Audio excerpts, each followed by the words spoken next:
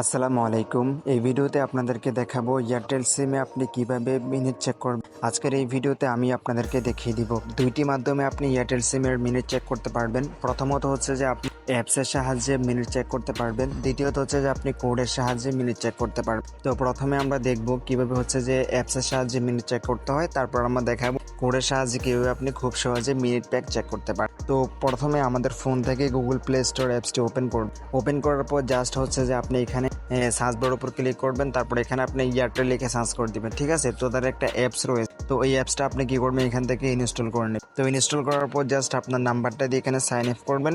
Sign up করা হচ্ছে যে এখানে দেখতে পাবেন যে আপনার মিনিট কতটুকু রয়েছে, কত টাকা রয়েছে আপনার সিমে, কতটুকু এমবি রয়েছে, এই সমস্ত বিষয় কিন্তু আপনি হোম পেজে দেখতে পাবেন।